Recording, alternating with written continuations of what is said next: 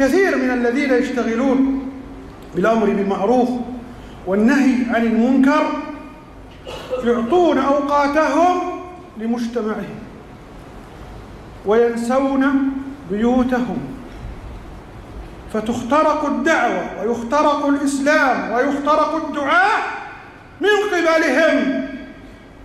فأقول لهم: إن كان عندك يا عبد الله خير في هذا الباب فأحق الناس بهذا الخير هم أهلك. ألم تسمع قول الله تعالى: وانذر عشيرتك الأقربين؟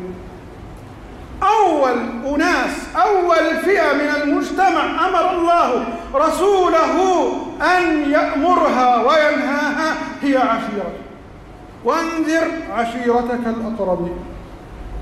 الأمر الثاني: لن يكون العبد إماما للأمة وللناس إلا إذا كان إماما في بيته.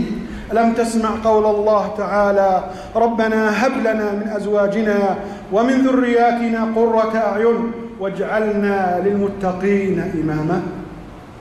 فقدم قرة العين في الزوجة والابن على إمامة المتقين. ثم إن الخيرية في هذا الحديث هي خير الدنيا وخير الدين.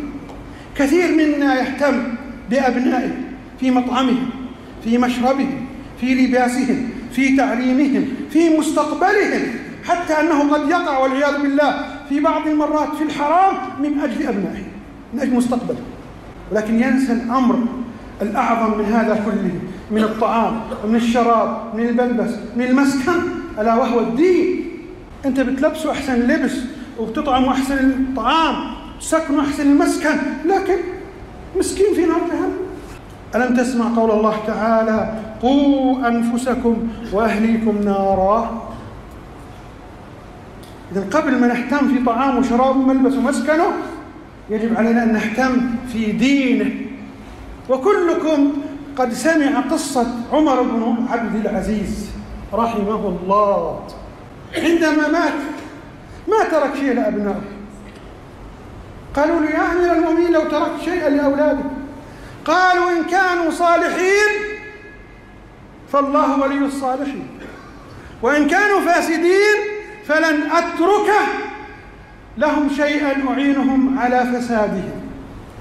يقول راوي القصة يقارن بين أبناء عمر بن عبد العزيز وبين أبناء بعض الملوك والخلفاء من قبله الذي ترك لأولاده ملايين. قال: لقد رأيت أبناء عمر بن عبد العزيز أحدهم يسرج 100 فرس في سبيل الله، وذاك ابن عمه أو ابن عمه رأيته يتكفف الناس. إذن إذا أردت أن تفكر في مستقبل ولدك وزوجتك وأهل بيتك، مستقبل مش دكتور ومهندس وطيار، لا والله يا أخوان، المستقبل جنة أو نار.